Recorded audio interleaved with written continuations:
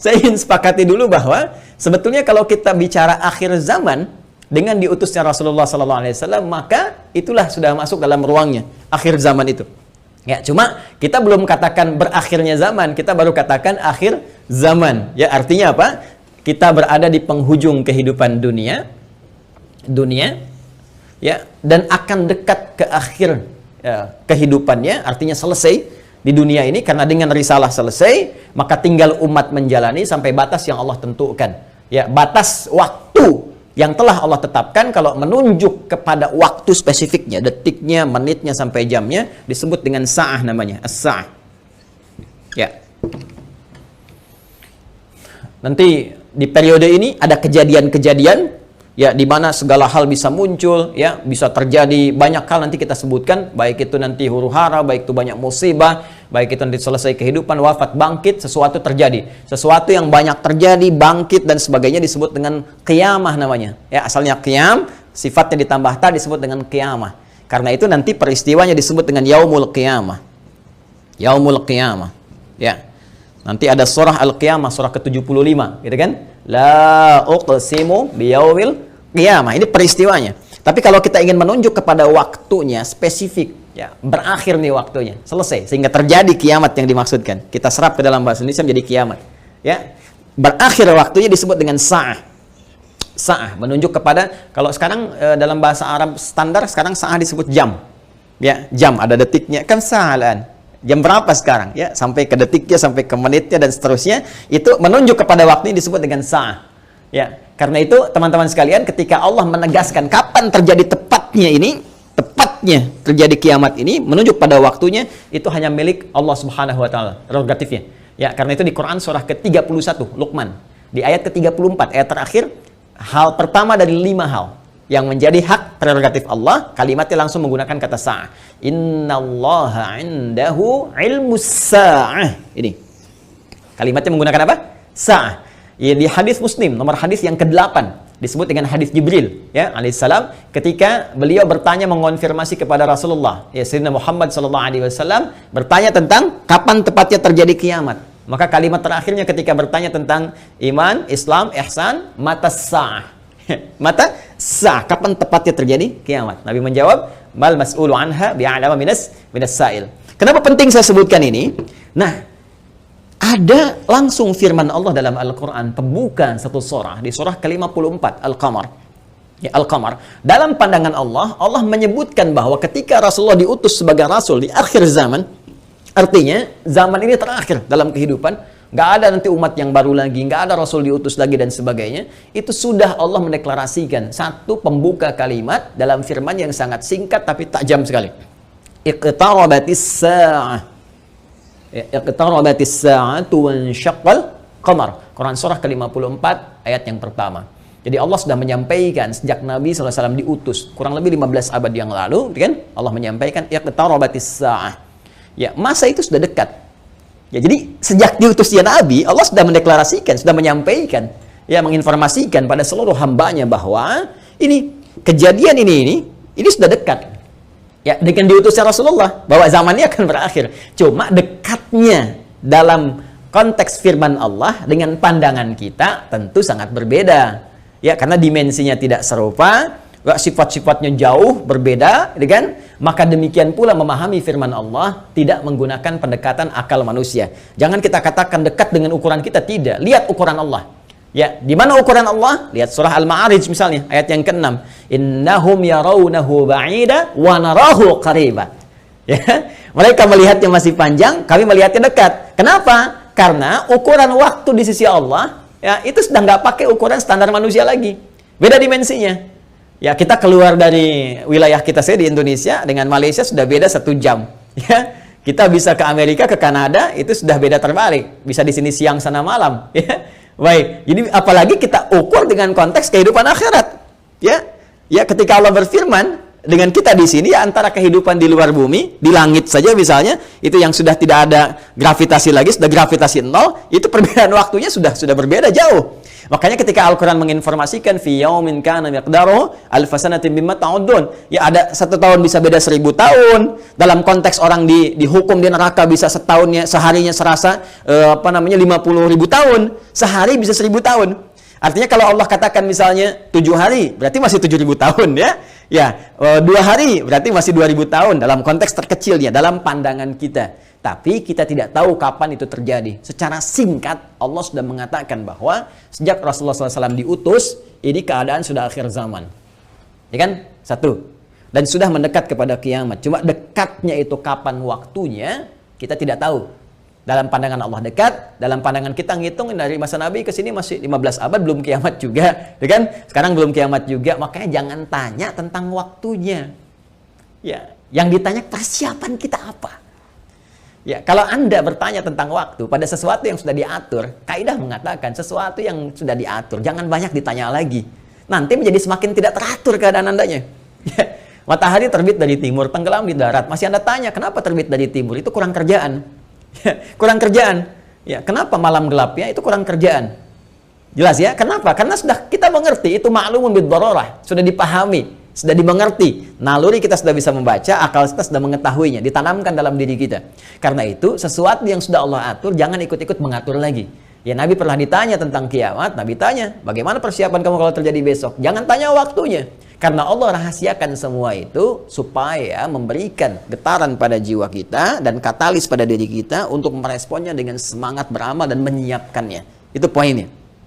Baik, jadi kalau kita sudah pahami ini semua, bahwa kita hadir saat ini, aktivitas kita ada di penghujung zaman, artinya memang kita sudah berada di akhir zaman, tapi kita tidak tahu kapan zaman berakhir, tapi kita bisa melihat tanda-tanda yang disampaikan Rasulullah SAW di setiap perubahan-perubahan yang terjadi di akhir zaman itu.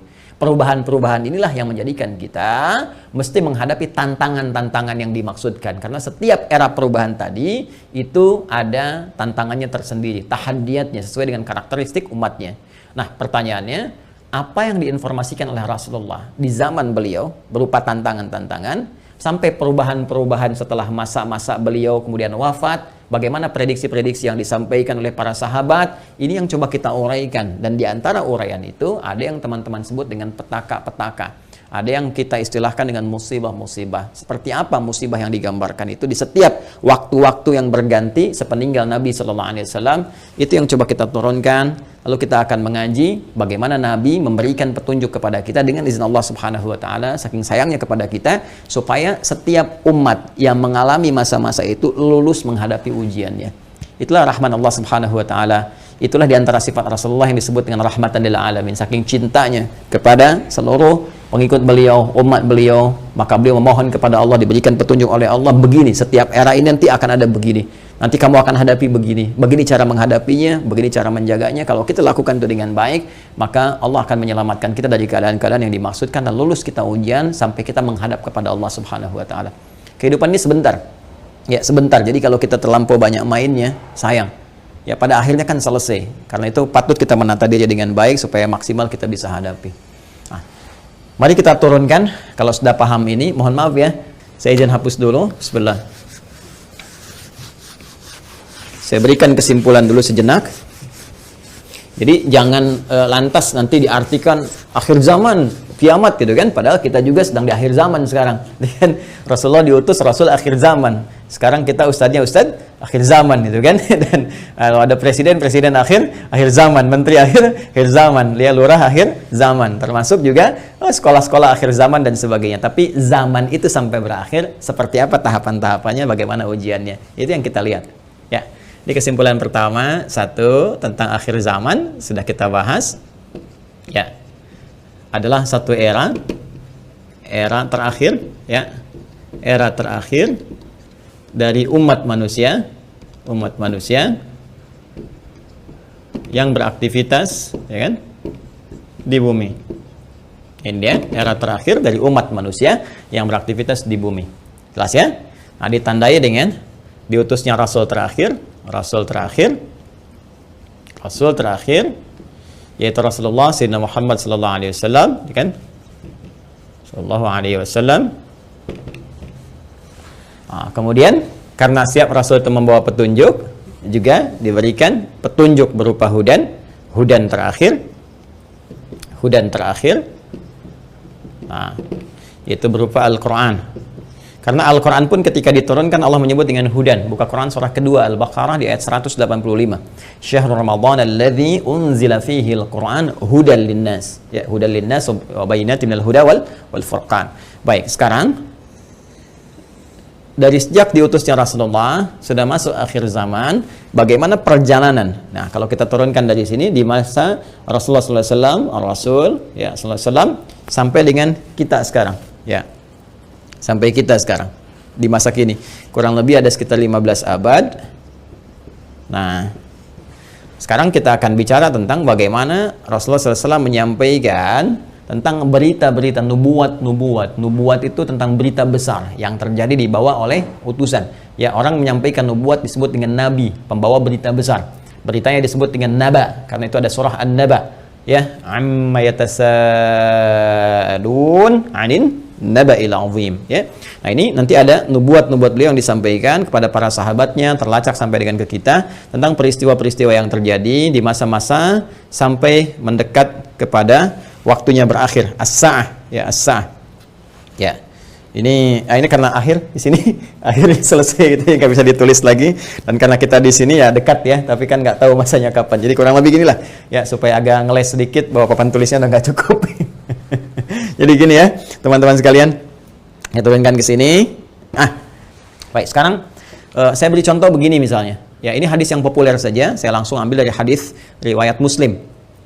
Hadis riwayat Imam Muslim. Ya, nomor hadis yang ke-8. Nanti ada bab tentang iman, Islam dan ihsan. Ya, dikenal juga dengan hadis Jibril dan banyak dikutip oleh para ulama, termasuk juga Al-Imam An-Nawawi dalam Al-Arba'in. Dari 42 hadis beliau mengutip ini, teman-teman sekalian, di hadis yang kedua setelah innamal a'malu binniyat, masuk hadis ini. Ya, an Abi Hafs Umar bin Al-Khattab radhiyallahu taala anhu, qala bainama nahnu julusun 'inda Rasulillah sallallahu alaihi wasallam, ittala 'alaina rajulun shadidu bayadit thiyabi, shadidus sawadis sa'ari, la yura 'alaihi atharus safari. Nah, kemudian setelah itu dia datang kepada Nabi sallallahu alaihi wasallam, fajalasa ila Nabi sallallahu alaihi wasallam, fasnada rukbatayhi wa wada'a kaffayhi ala fakhidhihi, faqala ya Muhammadun akhbirni 'anil Islam, dijawab oleh Nabi, akhbirni 'anil iman, dijawab oleh Nabi, akhbirni 'anil ihsan, dijawab oleh Nabi, terakhir kemudian matas sa'ah. Ya, bertanya tentang tanda-tanda as-sa'ah. Kapan ini ya terjadi tepatnya kiamat? Nabi menjawab, mal mas'ulu anha bi'alami min as-sa'il. Ya, tidaklah yang ditanya lebih tahu daripada siapa yang bertanya. Ya, tidaklah yang ditanya lebih tahu daripada yang bertanya. Jadi yang ditanya Rasulullah SAW, ini kan Jibril, dekat dengan Allah. Allah Subhanahu Wa Taala berikan wahyu lewat Jibril, sampaikan kepada Rasulullah. Tentunya, ya malaikat Jibril lebih tahu dibandingkan dengan saya. Ya, ini juga pertanda, ada dua hal. Pertama, pertanda ujian yang disampaikan malaikat kepada Nabi Muhammad supaya tidak mengarang sesuatu di luar apa yang Allah wahyukan kepadanya. Dan ini membenarkan risalah Nabi Muhammad SAW. Yang kedua juga, salah satu pertanda bagaimana ta'zimnya, ya, kagumnya malaikat Jibril pada Nabi Muhammad karena merasa Rasulullah lebih dekat dengan Allah Subhanahu Wa Taala. Bagaimana dipuji dalam Al-Quran, wa innaka la'ala khuluqin 'azim, dijamin surga sebelum wafatnya, inna a'tainakal kautsar. Ya, tentu ada pertanyaan dari malaikat, nih hamba luar biasa disayang Allah, dan hamba manusia yang sudah pada tingkat tersayang dari Allah itu melebihi malaikat.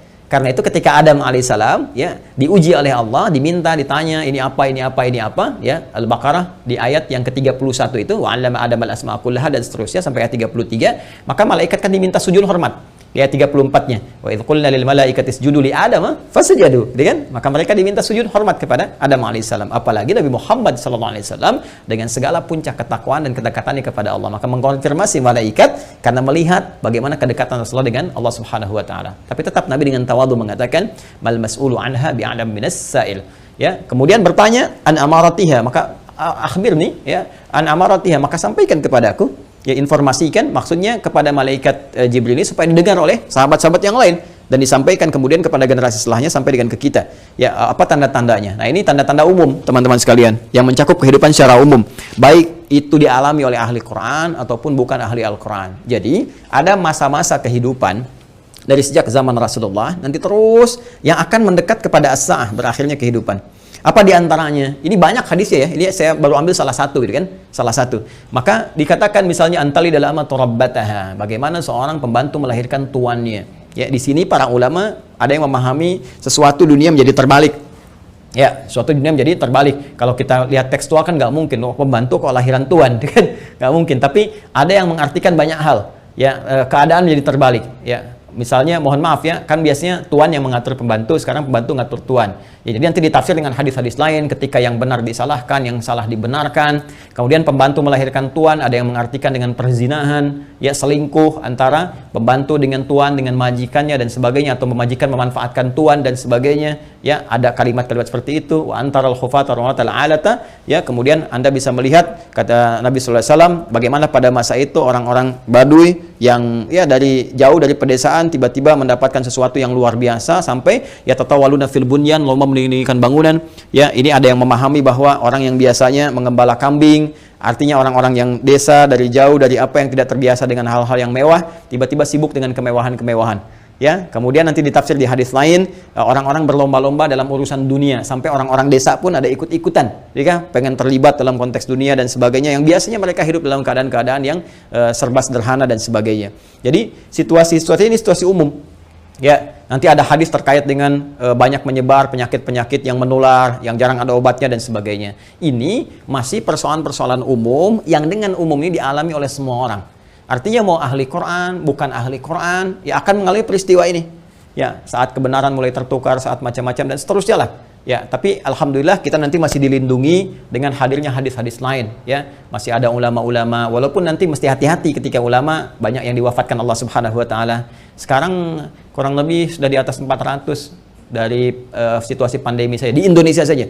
Itu bukan yang kaleng-kaleng, itu ulama-ulama yang memang ahli pesantren, ahli dzikir, ahli ilmu dan sebagainya. Mesti hati-hati juga. Ya, alhamdulillah kita masih ada orang-orang yang istighfar, bangun di malam hari, orang-orang yang mendekat kepada Allah, orang-orang yang taubat, masih kita dilindungi oleh Allah. Ya, jadi keadaan-keadaan ini, tapi petunjuk-petunjuk ke arah ini sudah mulai terasa. Artinya Nabi menyampaikan setelah kehidupan beliau akan dialami masa-masa ini. Ya, jadi masa-masa ini sudah terjadi fitnah kubra dari masa tabi'in, ya, dari masa sahabat akhir-akhir ke tabi'in. Setelah itu kan ada juga peristiwa-peristiwa ini. Sampai juga di kita sekarang pun kita rasakan peristiwa itu. Tapi jangan disimpulkan berarti besok kiamat.